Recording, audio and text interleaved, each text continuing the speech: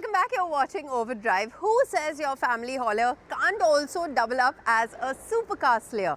Meet the 2025 Audi RS Q8. This beast is back with more bites. 600 PS, 800 Newton meters, 0 to 100 inches, 3.6 seconds. Yes, it's a luxury cruise missile in an SUV form.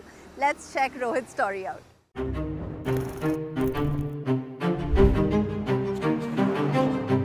Audi's RS division has a history of making the improbable possible. It all started with the RS2 Avant, a family wagon that could humble supercars thanks to Porsche petrol engineering. That ethos, taking something practical and giving it unhinged performance, lives on in the Audi RS Q8. It has been around for a while, and this here has the 2025 facelift to keep things relevant. But surprisingly, without being obnoxious, as seems to be the trend. On the surface, it looks like a gentle giant, one that will not scare your kids, unless of course you want it to, because under this hood is a twin-turbo V8, and not just any V8, a 640 PS Nürburgring record breaker, something that doesn't break a sweat even if it looks at the Lamborghinis and the Porsches, because after all, that engine is shared with them. Audi has mastered aggressive subtlety, and the RS Q8 embodies that art. The single-frame gloss black grille isn't obnoxious, it's just properly imposing. The matrix headlights pierce the darkness like a sniper scope, while the sleek alloys, up to 23 inches depending on the boxes you tick, sit snug in those flared wheel arches. At the rear, OLED taillights bring futuristic flair.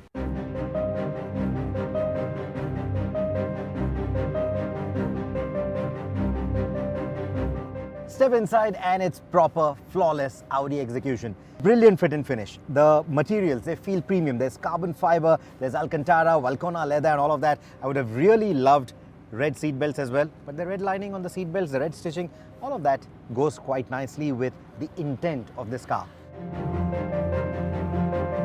Tech-wise, Audi's Virtual Cockpit Plus brings performance telemetry, a lap timer, and RS-specific heads-up display. And those white bands for the tachometer, the speedometer, they look great whether you go with this layout or the classic round dials. I think it just comes together quite nicely. And then you have the two screens for the infotainment. Of course, the AC controls are also going to be on the screen, and even in 2025, these screens feel relevant. They're nice and sharp, they're slick, easy to use. They still need a firm poke though, because they still have that haptic feedback, but everything works quite flawlessly. There are also the frameless doors, which look great, and there's also the Bang & Olufsen 3D audio, which sounds great too, but becomes redundant when the V8 comes to life. Take a listen.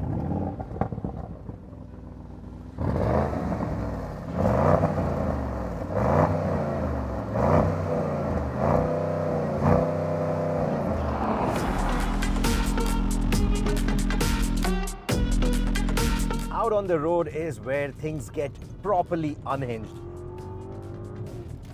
Under the hood is that 4-liter twin-turbo V8. It puts out 640 horsepower. That's just 26 less than the Urus. 850 Newton meters of torque, same as the Urus. 0 to 100, 3.6 seconds. These are numbers that can put a supercar to shame. All this coming from a car that's in an SUV shell. It's restricted to a top speed of 250 kilometers an hour, but you can butter Audi to unlock a 305 kilometer an hour top vac, similar to the Urus, and unlock the full potential of this V8. The 8-speed Tiptronic shifts effortlessly, and the Quattro all-wheel drive ensures that all 850 Newton meters of torque gets put down without any drama. In comfort mode, it is as docile as a well-trained pooch, but flick it into RS mode and it becomes a full-blown Autobahn missile. It's still on-the-edge performance. It's still nail-biting for other people in your car, but it lacks that sheer madness of a Lamborghini. This is more civilized. always wearing that corporate suit. Very German. Despite its 2.4-ton weight, the RS Q8 feels smaller and more nimble when pushed. The active anti-roll bars, the rear wheel steering, the Quattro Sport differential work in unison, making it corner with shocking precision. Summing it up, in my books, I think the RS Q8 is the spiritual successor to the RS6 Avant. It's got Lamborghini levels of performance, RS6 stealth, and supercar embarrassment potential.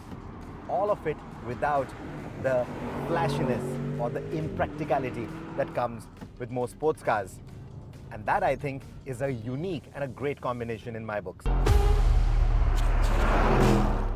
Well, folks, just like a turbocharged V8 disappearing down an open highway, it's time for us to shift into the park mode.